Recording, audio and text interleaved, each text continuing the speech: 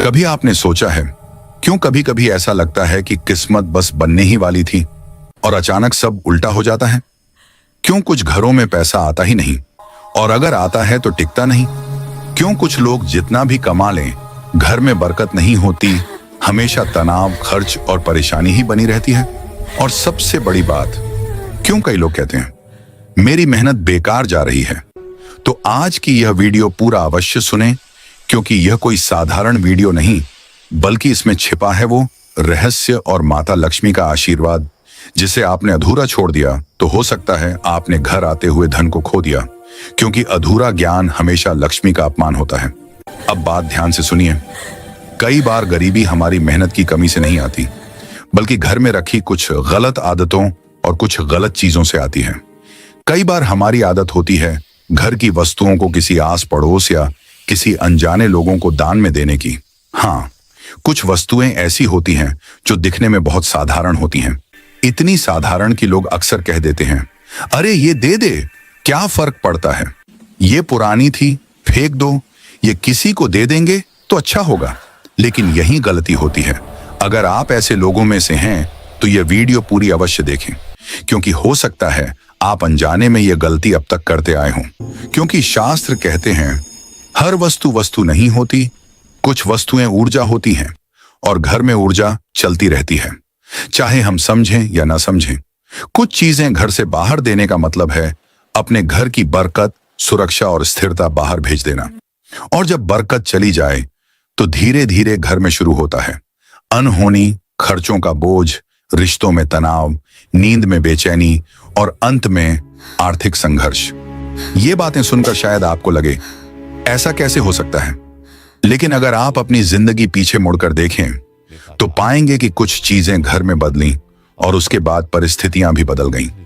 कभी सोचा शायद आपकी जिंदगी में भी कभी वह पल आया हो जब आपने किसी वस्तु को हल्के में लेकर दे दिया, जब आपने बिखरे घर, टूटे सामान या पुरानी ऊर्जा को सामान्य माना और फिर उसके बाद धीरे धीरे समस्याएं बढ़ती चली गईं।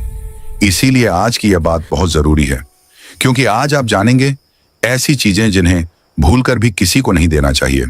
ये साधारण बातें लगेंगी, पर अगर आपने इन्हें समझ लिया और अपनाया तो धन आना भी शुरू होगा और टिकना भी। आज आप सिर्फ एक वीडियो नहीं सुन रहे, आज आप अपने घर की ऊर्जा, अपनी किस्मत और अपनी समृद्धि को समझ रहे हैं। तो ध्यान से सुनिए, क्योंकि हो सकता है यही ज्ञान आपके जीवन की दिशा बदल दे। तो चलिए शुरू करते हैं आज की यह वीडियो। मित्रों, आपसे निवेदन है कि कमेंट में जय माता लक्ष्मी जरूर लिखें, ताकि माता लक्ष्मी आपके घर परिवार को हमेशा धन धान्य से परिपूर्ण रखें।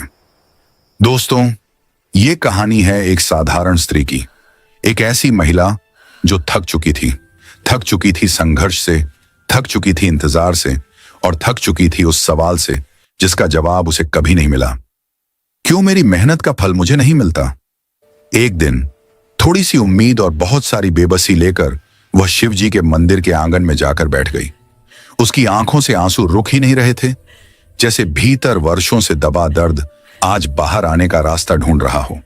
वहां शांति थी, घंटियों की धीमी गूंज, अगरबत्ती की महक और मंदिर की दीवारों पर उकेरी हुई मौन आस्था। लेकिन उस महिला के भीतर तूफान चल रहा था।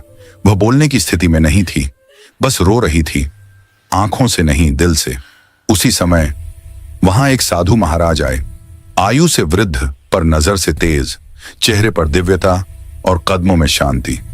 उन्होंने महिला के पास बैठकर धीमे स्वरों में पूछा, बेटी, तुम यूं क्यों रो रही हो? महिला ने हिचकते हुए आंसू पोंछे, पर शब्द बाहर नहीं निकले। साधु मुस्कुराए, मानो उन्हें उसकी चुप्पी का अर्थ पता था। उन्होंने फिर पूछा, क्या दुख इतना भारी है कि शब्द भी उसका भार नहीं उठा पा रहे? उस वाक्य ने महिला के भीतर कुछ तोड़ दिया। उसने रोते हुए कहा, महाराज, मैं मेहनत करती हूं, पूजा करती हूं, दान करती हूं, पर मेरे घर में न धन टिकता है, न शांति आती है। जितना कमाती हूं उससे ज्यादा खर्च हो जाता है। कभी बीमारी, कभी बाधाएं, कभी झगड़े। मैंने सब कुछ किया, फिर भी किस्मत क्यों नहीं बदलती?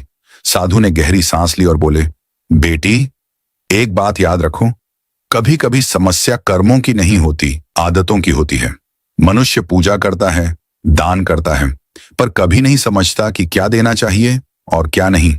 कुछ वस्तुएं ऐसी होती हैं जो अगर अनजाने में भी घर से बाहर चली जाए तो उनके साथ ही चली जाती है घर की बरकत, भाग्य और लक्ष्मी का निवास। महिला ने आश्चर्य से पूछा, गुरुदेव, ऐसी कौन सी वस्तुएं हैं जिन्हें देना नहीं चाहिए? क्या सच में उनसे किस्मत प्रभावित होती है? महिला ने धीरे धीरे अपना आंचल ठीक किया। उसकी आवाज कांप रही थी, लेकिन इस बार वह चुप नहीं रहना चाहती थी। साधु शांत बैठकर उसके बोलने की प्रतीक्षा कर रहे थे। आंसू पोंछकर वह धीमे स्वर में बोली, महाराज, मैं जब शादी होकर इस घर में आई थी तब मेरे जीवन में सब कुछ था। हमारे घर में धन था, खुशियां थीं, हंसी थी और सबसे बढ़कर बरकत थी। घर में इतना था कि कभी सोचना नहीं पड़ता था कितना खर्च होगा, कितना बचेगा। हमने कभी कमी देखी ही नहीं। हर त्योहार रोशनी से भरा होता था, हर थाली खुशबू से भरी होती थी और हर चेहरे पर मुस्कान होती थी। उसकी आंखें नम हो गईं, लेकिन अब उसकी आवाज टूट नहीं रही थी, बल्कि दर्द शब्दों में बदल रहा था। लेकिन गुरुदेव, धीरे धीरे सब बदल गया। पहले खर्चे बढ़े, फिर बीमारी आई, फिर कर्ज और आज हालत यह है कि कभी लगता है किस्मत ही रूठ गई है। साधु शांत रहे। वे उसकी पीड़ा को समझ रहे थे और इंतजार कर रहे थे कि वह मन की गांठ पूरी खोल दे। महिला आगे बोली, मुझे याद है महाराज, जब घर अच्छा चल रहा था तब हमने बहुत दान किए, कपड़े दिए, अनाज दिया, घर की चीजें बांट दी। हमने सोचा हम अच्छे काम कर रहे हैं, पर धीरे धीरे घर खाली होने लगा। पहले बर्तन गए, फिर बिस्तर बदला, फिर हमने पुरानी धार्मिक वस्तुएं, घड़ी, झाड़ू और बहुत चीजें दूसरों को दे दी। तब लगा किसी की मदद हो रही है, पर शायद उसी समय हमारी बरकत भी घर से निकल रही थी। अब उसकी आवाज कांप रही थी, लेकिन इस बार डर से नहीं, सच्चाई को समझने की शुरुआत से। वह साधु की ओर देखते हुए बोली, महाराज, क्या सच में ऐसा हो सकता है? क्या घर की चीजें देना घर की बरकत ले गया? क्या मेरी अनजानी आदतों ने मेरी किस्मत छीन ली? साधु ने धीरे से मुस्कुराया, लेकिन वह मुस्कान सहानुभूति की थी, न्याय की नहीं। उन्होंने धीमे स्वर में कहा, बेटी, तू बुरी नहीं थी, तू अनजाने में गलत कर रही थी। किसी की सहायता करना पुण्य है, पर कुछ वस्तुएं ऐसी होती हैं जो केवल दान नहीं होती, वे घर की ऊर्जा होती हैं। वस्तु देना भूल नहीं थी, समझ ना होना कारण था, और आज तू यहां रोने नहीं, समझने आई है। अब तू ध्यान से सुन, हर वस्तु का अपना नियम होता है।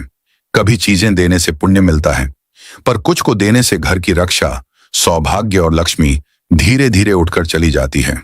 और इंसान सोचता रहता है, भगवान ने मेरा साथ क्यों छोड़ा? जबकि सच ये होता है, भगवान नहीं गए, बरकत देने वाला नियम टूट गया। उन्होंने अपनी माला हाथ में पकड़ी और बोले, अब मैं तुझे बताऊंगा कौन सी वस्तुएं भूल कर भी किसी को नहीं देनी चाहिए, क्योंकि वहीं से शुरू होता है बरकत का अंत और गरीबी की शुरुआत। साधु मुस्कुराए, बेटी, आज मैं तुझे वही रहस्य बताऊंगा जो बहुत कम लोग जानते हैं, और जब तू सुनोगी तो समझ पाएगी कि तेरी परेशानी तेरी किस्मत नहीं, तेरी अनजानी गलतियां थीं। उन्होंने मंदिर की ओर देखा और बोले, अब ध्यान से सुन, क्योंकि जो ज्ञान अब तुझे मिलेगा वह तेरे जीवन की दिशा बदल सकता है। साधु ने कहना प्रारंभ किया। वे बोले, पहला है सोना और चांदी के आभूषण या वस्तु। बेटी, सोना और चांदी केवल धातु नहीं है, ये ऊर्जा, स्मृति और समृद्धि का प्रतीक है। घर में रखे आभूषण केवल शरीर की शोभा नहीं बढ़ाते, वे परिवार की धन ऊर्जा को संचित करते हैं। सोने में सूर्य की ऊर्जा होती है, तेज, आत्मविश्वास, शक्ति। चांदी में चंद्रमा की ऊर्जा होती है, शांति, संतुलन और सौभाग्य। जब मनुष्य इन आभूषणों को दान या किसी को दे देता है तो वह अनजाने में केवल धातु नहीं, अपनी लक्ष्मी का हिस्सा दे देता है। पुराणों में कहा गया है, सोना देना अपना तेज देना है और चांदी देना अपनी शांति देना है। आभूषण उस परिवार में पीढ़ियों की ऊर्जा, भावनाएं और पुण्य लेकर चलते हैं। इन्हें बाहर देने से वह ऊर्जा किसी दूसरे घर में चली जाती है और धीरे धीरे उस व्यक्ति के घर में पैसा आते हुए भी टिकना बंद हो जाता है। यही कारण है कि बुजुर्ग कहते थे, आभूषण बांटो मत, संजो कर रखो, क्योंकि लक्ष्मी दान में नहीं जाती, पलायन करती है। इसलिए बेटी, सोना और चांदी दान नहीं किए जाते, बल्कि सुरक्षित रखे जाते हैं, क्योंकि ये घर की स्थिर लक्ष्मी है। महिला की आंखों में चिंता और उलझन साफ दिख रही थी। उसने धीमे स्वर में कहा, गुरुदेव, मैंने तो कई बार पूजा करवाई है, दक्षिणा भी दी है और कई बार ब्राह्मणों को सोने और चांदी की वस्तुएं भी दान में दी हैं। तो क्या इससे भी कोई नुकसान होता है? गुरु मुस्कुराए, लेकिन वह मुस्कान स्नेह और गहरी समझ से भरी थी। गुरु, बेटी, ध्यान से सुन। दुनिया में कोई कर्म अच्छा या बुरा नहीं होता। वो सही हो सकता है या गलत जगह और गलत समय पर हो सकता है। महिला चुप रही, लेकिन उसके चेहरे पर प्रश्न लिखे थे। गुरु आगे बोले, सोना और चांदी का दान तब फल देता है जब वह श्रद्धा से, पूर्ण सामर्थ्य में और योग्य पात्र को दिया जाए। लेकिन जब किसी व्यक्ति की स्थिति पहले ही कमजोर हो, घर में अन्न पूरा न हो, मन चिंता और हृदय में अभाव हो, तब सोना चांदी दान करने का अर्थ होता है अपनी शेष लक्ष्मी भी घर से बाहर भेज देना। महिला धीरे से बोली, मतलब गुरुदेव, मैंने भूल की? गुरु ने सिर हिलाया। भूल नहीं बेटी, अधूरी समझ थी, उन्होंने आगे समझाया। गुरु, वेद कहते हैं दान भाव और स्थिति देखकर किया जाए। गरीबी में सोना देना पुण्य नहीं, अपनी रक्षा ढाल खो देना है। पहले जीवन को स्थिर करना चाहिए, घर को व्यवस्थित करना चाहिए, ऊर्जा और धन को टिकाना चाहिए, फिर दान करना चाहिए। दान का नियम है, जो कमी में दिया जाए वह नुकसान लाता है, जो समृद्धि में दिया जाए वह 1000 गुना लौटता है। गुरु ने कहा, दूसरा है घर के मंदिर की मूर्तियां। महिला ने घबराते हुए पूछा, गुरुदेव, मैंने कभी कभी मंदिर की मूर्तियां भी दान कर दी, क्योंकि मुझे लगा कि ऐसा करने से पुण्य मिलेगा। क्या इससे भी कोई दोष लगता है? क्या गरीबी का इससे भी संबंध है? गुरु ने गंभीरता से उसकी ओर देखा। उनकी आंखों में दया भी थी और सत्य की चमक भी। धीरे से बोले, बेटी, सुन और अपने हृदय में उतार। घर का मंदिर कोई सजावट नहीं, वह ऊर्जा का केंद्र, घर की आत्मा और ईश्वर का साक्षात निवास होता है। और उस मंदिर में जो मूर्तियां स्थापित होती हैं, वह मात्र पत्थर या धातु नहीं, वह प्राण प्रतिष्ठित भाव ऊर्जा होती है। जब तू वर्षों पूजा करती है, आरती गाती है, दीप जलाती है, अन्न रखती है, संकल्प करती है, तो धीरे धीरे तेरे और उस देव रूप के बीच एक सूक्ष्म आध्यात्मिक संबंध बनता है। वह मूर्ति तेरे घर की रक्षा करती है, तेरे मन को दिशा देती है और तेरे कर्मों पर दिव्य दृष्टि रखती है। महिला ध्यान से सुन रही थी। गुरु आगे बोले, पर जब अचानक बिना कारण, भावनाओं या समझ के बिना उस मूर्ति को घर से बाहर दे दिया जाता है या किसी और को दान कर दिया जाता है, तो समझ लेना ईश्वर को नहीं, स्वयं की आध्यात्मिक रक्षा को घर से बाहर भेज दिया।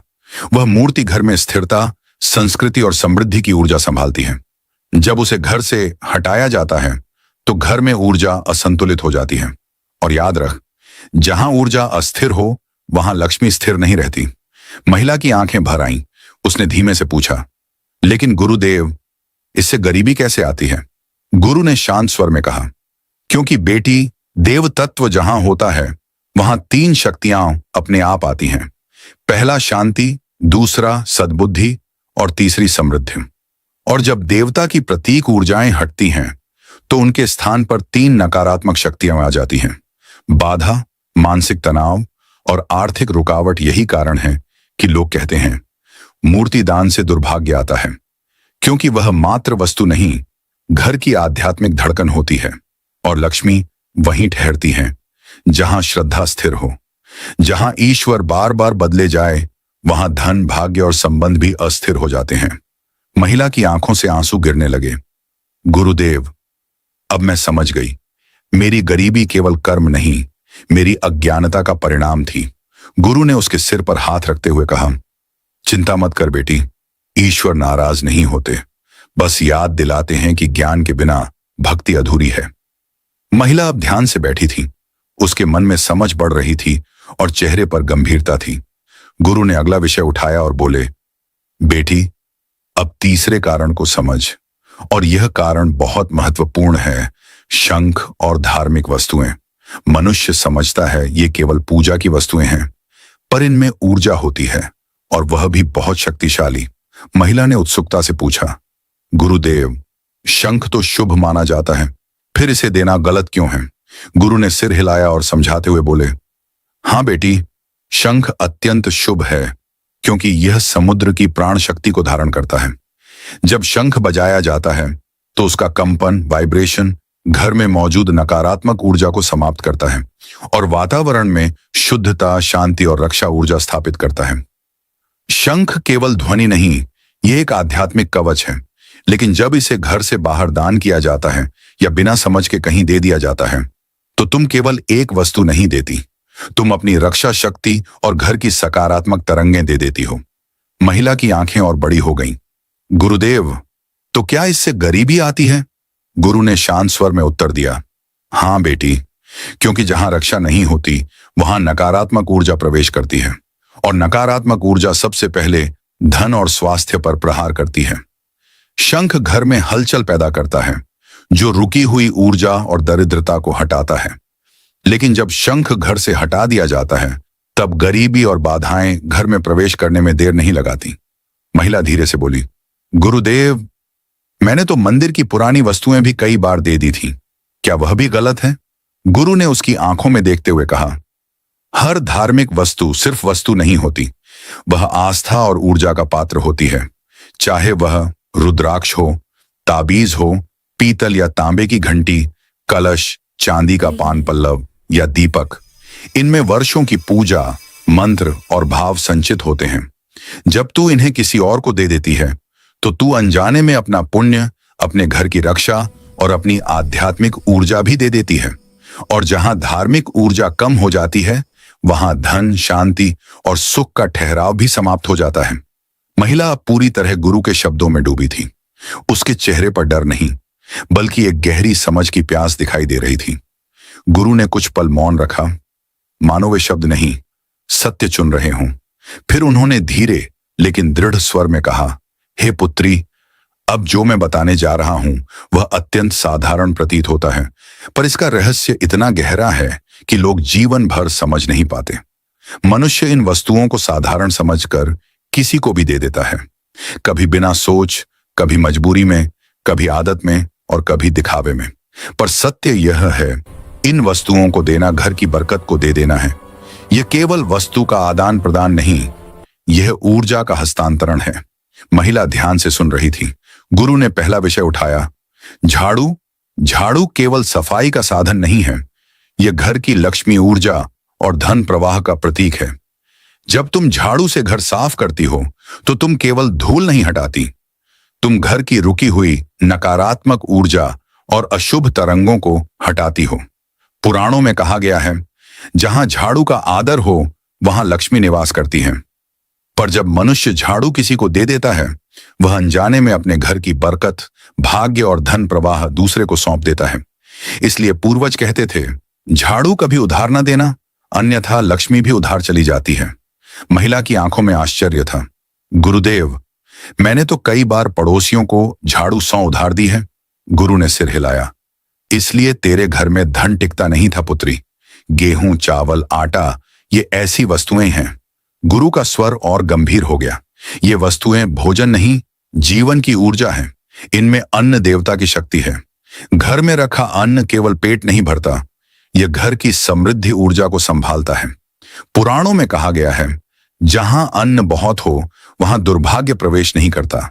पर जब कोई मनुष्य घर का अन्न, चावल या आटा बार बार किसी को देता है तो वह अपने घर की समृद्धि का कुंडल स्वयं तोड़ देता है। ऐसा घर खाली होता है, केवल भंडार से नहीं बल्कि भाग्य, अवसर और धन से भी। महिला ने चिंतित स्वर में पूछा, तो क्या अन्न देना पाप है? गुरु ने मुस्कुराया, नहीं पुत्री, जरूरतमंद को दिया गया अन्नदान नहीं, सेवा और पुण्य है।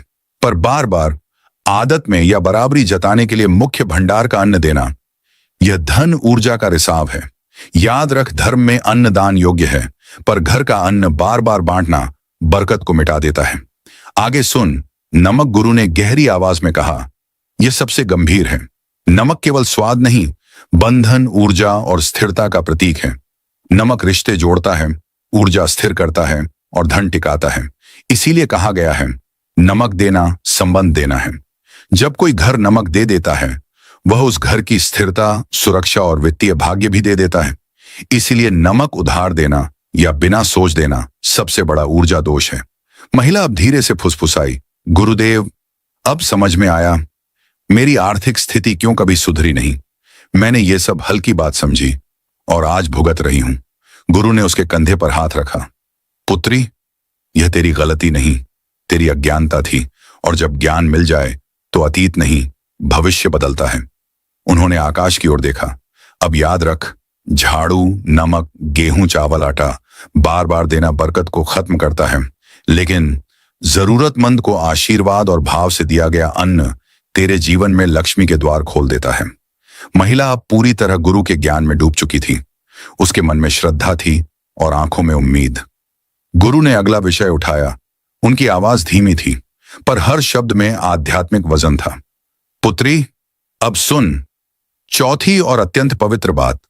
तुलसी या घर में लगा कोई भी पवित्र पौधा, मनुष्य समझता है कि पौधा तो पौधा है, पर सत्य इससे कहीं गहरा है। तुलसी केवल एक पौधा नहीं, यह जीवित आध्यात्मिक शक्ति है। यह घर की रक्षा, शुद्धता और समृद्धि का स्रोत है। महिला ध्यान से सुनते हुए बोली, गुरुदेव, तुलसी को इतना विशेष क्यों माना गया है? गुरु ने मुस्कुराया, जैसे सदियों पुराना रहस्य खुलने वाला हो। क्योंकि पुत्री, तुलसी में विष्णु की शक्ति है। जहां तुलसी होती है वहां वायु शुद्ध होती है, मन पवित्र होता है और घर में आध्यात्मिक ऊर्जा स्थिर होती है। तुलसी घर में केवल ऑक्सीजन नहीं देती, वह घर की नजर, रोग और नकारात्मक ऊर्जा को भी दूर रखती है। पुराणों में कहा गया है, जहां तुलसी हो वहां रोग, दुर्भाग्य और दुष्ट शक्ति प्रवेश नहीं करती। अब सोच बेटी, ऐसी शक्ति को यदि मनुष्य किसी को दे दे या घर से हटा दे तो क्या होगा? महिला की आंखों में चिंता उभर आई। गुरुदेव, क्या इसलिए लोग कहते हैं कि तुलसी कभी किसी को देनी नहीं चाहिए? गुरु गंभीर स्वर में बोले, हां पुत्री, तुलसी देना केवल पौधा देना नहीं, यह अपनी रक्षा, पुण्य और समृद्धि की ऊर्जा देना है। जब कोई मनुष्य अपने घर की तुलसी किसी अन्य को देता है, वह अनजाने में अपने घर की स्थिरता, स्वास्थ्य और रक्षा दूसरे के भाग्य में प्रवेश करा देता है। तुलसी घर में होता है तो वह धन को आने ही नहीं, स्थिर रहने की अनुमति देता है।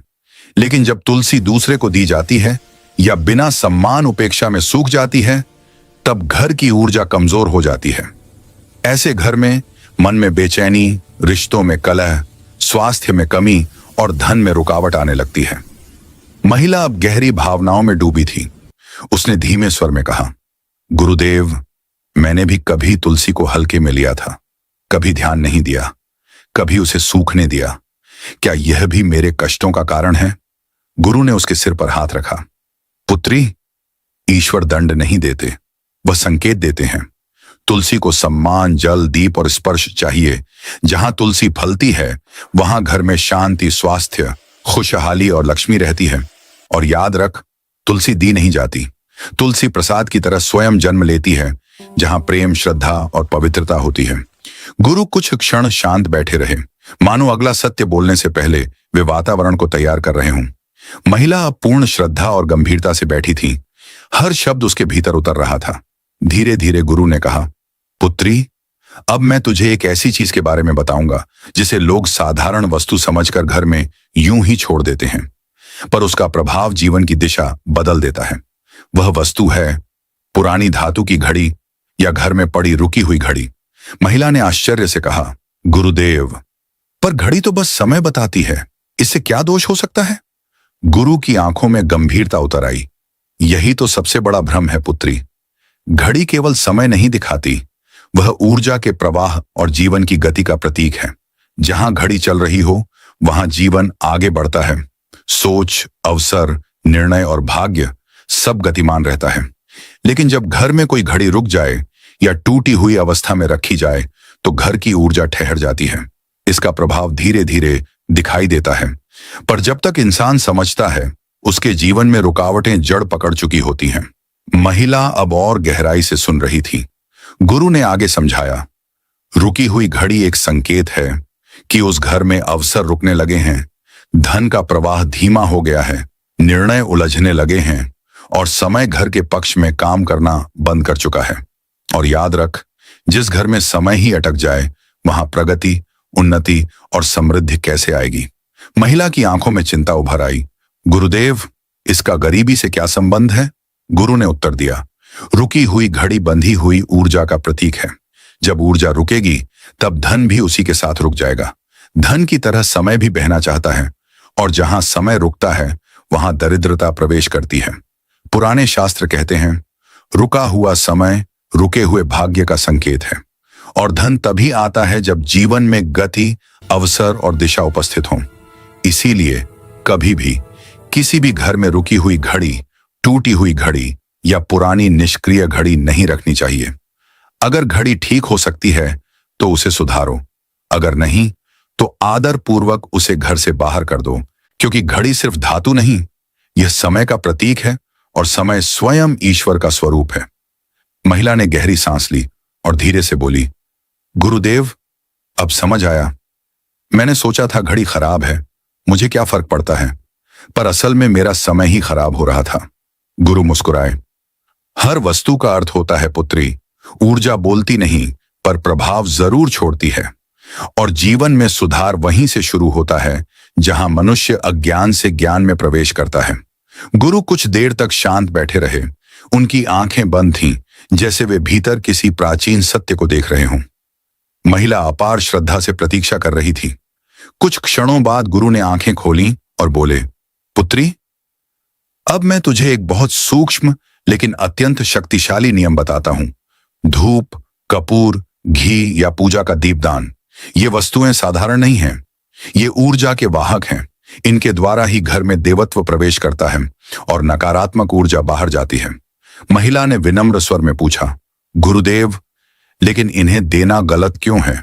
लोग तो कई बार पूजा की वस्तुएं प्रसाद समझकर दे देते हैं। गुरु ने धीरे से सिर हिलाया। यही भ्रम है पुत्री। प्रसाद और पूजनीय वस्तु में अंतर है। प्रसाद ईश्वर का आशीर्वाद है, वह दिया जा सकता है, लेकिन पूजा की अग्नि, धूप, घी और कपूर ईश्वर को आमंत्रित करने के साधन हैं। ये कभी घर से बाहर नहीं जाती। महिला ध्यान से सुन रही थी। गुरु धीरे धीरे गहरे शब्दों में समझाने लगे, धूप, कपूर और दिया ये घर के वातावरण को शुद्ध करते हैं। जब तुम कपूर जलाती हो तो यह केवल सुगंध नहीं फैलाता, यह घर में मौजूद छिपी हुई नकारात्मक तरंगों को भस्म कर देता है। जब दिया जलता है तो उसका प्रकाश अंधकार को नहीं, अशुभ ऊर्जा को मिटाता है। और घी का दीपक, यह केवल प्रकाश नहीं, यह आत्मा की ज्योति है। जहां घी का दीपक जलता है वहां बीमारियां कम होती हैं, मन की चंचलता शांत होती है और देवताओं का संरक्षण प्राप्त होता है। महिला के चेहरे पर आश्चर्य और श्रद्धा मिश्रित भाव थे। गुरुदेव, तो इन वस्तुओं को देना क्यों गलत है? गुरु ने गंभीर स्वर में उत्तर दिया, क्योंकि पुत्री, इन वस्तुओं को घर से बाहर देना अर्थात अपनी रक्षा, पवित्रता और देव ऊर्जा को बाहर भेजना। धूप और कपूर नजर, बाधा और वास्तु दोष समाप्त करते हैं। अगर इन्हें घर से बाहर दे दिया जाए तो ऐसा है जैसे तुमने अपने घर के सुरक्षा कवच को हटा दिया, और जहां ऊर्जा का कवच न हो वहां वाद विवाद बढ़ते हैं, धन आने से पहले चला जाता है, मानसिक तनाव बढ़ता है और घर में गरीबी एवं बाधाएं प्रवेश करती हैं। महिला की आवाज कांपी, गुरुदेव, मैंने तो कई बार इन्हें पड़ोसियों को दिया है, ये तो मुझे कभी पाप नहीं लगा। गुरु ने करुणा से उसकी ओर देखा। पुत्री, कर्मों में भाव आवश्यक है पर ज्ञान उससे भी आवश्यक है। याद रख, प्रसाद दो, दूध दो, पर दीप, धूप और पूजा की अग्नि का सामान कभी किसी को मत दो, क्योंकि ये वस्तुएं ईश्वर को बुलाती हैं और इन्हें देना ईश्वर को घर से विदा करना है। महिला के हाथ कांप रहे थे, पर अब उसके भीतर समझ का प्रकाश उभर रहा था। महिला की आंखों में अब समझ और श्रद्धा का मिश्रण था। वह महसूस कर रही थी कि उसकी गरीबी बाहरी नहीं, ऊर्जा और आदतों का परिणाम थी। गुरु ने अगला विषय उठाया, पुत्री, अब मैं तुझे एक और सूक्ष्म परंतु अत्यंत महत्वपूर्ण बात बताता हूं। घर का पुराना बिस्तर और पुराना तकिया। लोग इसे सबसे साधारण वस्तु समझते हैं, पर इसका प्रभाव अत्यंत गहरा है। महिला जिज्ञासा से बोली, गुरुदेव, बिस्तर और तकिया भी गरीबी दे सकते हैं? गुरु ने शांति के साथ समझाया, हां पुत्री, क्योंकि बिस्तर और तकिया सिर्फ वस्तु नहीं, ये मानव मन, भावनाओं और ऊर्जा के धारक हैं। मनुष्य जिस पर सोता है उसमें उसकी थकान, चिंता, विचार, दुख, भय और सपनों की ऊर्जा धीरे धीरे समा जाती है। बिस्तर वही स्थान है जहां मनुष्य सबसे असहाय, सबसे वास्तविक और सबसे निष्कपट होता है। इसीलिए कहा गया है जिस पर तुम सोते हो वह तुम्हारी किस्मत और मन पर प्रभाव डालता है। अब सोच, यदि कोई पुराना बिस्तर वर्षों से उपयोग में है, जिसमें जो पुराने झगड़ों की ऊर्जा, बीमारियों की याद, टूटे सपने, चिंता और थकान जमा हो चुकी है, तो वह बिस्तर सिर्फ शरीर नहीं थकाता, वह जीवन की ऊर्जा को थका देता है। महिला की सांसें धीमी हो गईं, मानो किसी गहरे सत्य को पहली बार समझ रही हो। गुरु आगे बोले, और तकिया, वह तो और भी महत्वपूर्ण है। मनुष्य दिन में जो सोच नहीं पाता, वह रात में उसी तकिए पर रोता, सोचता और छुपाता है। इसमें मन की ऊर्जा सबसे अधिक जमती है। पुराना तकिया पुराने दुख, पुराने डर और पुराने घटनाओं की ऊर्जा को पकड़े रहता है। ऐसा तकिया व्यक्ति को बेचैन नींद, परेशान मन और बिना कारण थकान देता है। और जब मन थका हो तो अवसर दिखाई नहीं देते, आत्मविश्वास नहीं टिकता और धन आने से पहले ही चला जाता है। महिला ने धीमे स्वर में पूछा, गुरुदेव, क्या इसीलिए मैं हमेशा थका हुआ महसूस करती हूं? चाहे सोऊं फिर भी मन शांत नहीं होता। गुरु ने सिर हिलाया। हाँ पुत्री, बिस्तर और तकिया हमारी रातों का इतिहास रखते हैं, और जब मनुष्य जीवन बदलना चाहता है तो सबसे पहले उसे अपनी सोने की ऊर्जा बदलनी चाहिए, क्योंकि अच्छी नींद मन को शक्तिशाली बनाती है और शक्तिशाली मन धन को आकर्षित करता है। महिला की आंखों में अब निर्णय था। गुरुदेव, तो मुझे क्या करना चाहिए?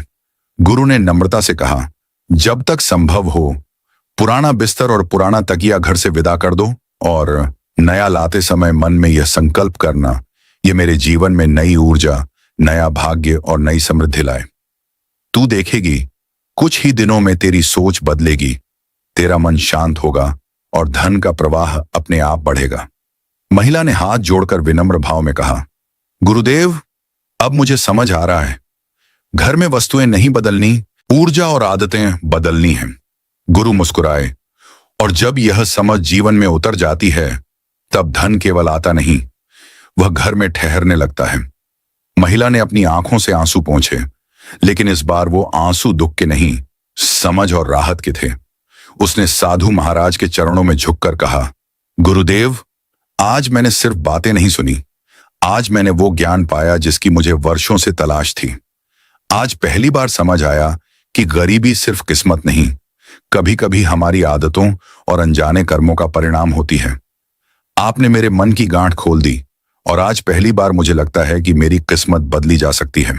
साधु ने आशीर्वाद देते हुए कहा, बेटी, ज्ञान तभी पूरा 100% हो सकता है, होता है जब उसे जीवन में उतारा जाए। आज से तुम्हारे घर, तुम्हारी ऊर्जा और तुम्हारी दिशा बदलेगी। और दोस्तों, शायद इस कहानी में वह महिला अकेली नहीं है। हम में से बहुत लोग वही गलतियां कर रहे हैं जो उसने अनजाने में की थी। इसलिए अगर आज का ज्ञान आपके दिल तक पहुंचा हो तो अपनी जिंदगी में इसे अपनाइए, क्योंकि सही समझ किस्मत का दरवाजा खोल देती है। वीडियो पसंद आया हो तो लाइक करें, कमेंट में लिखें जय लक्ष्मी माता, और ऐसे ही ज्ञानपूर्ण वीडियो के लिए चैनल को सब्सक्राइब करें।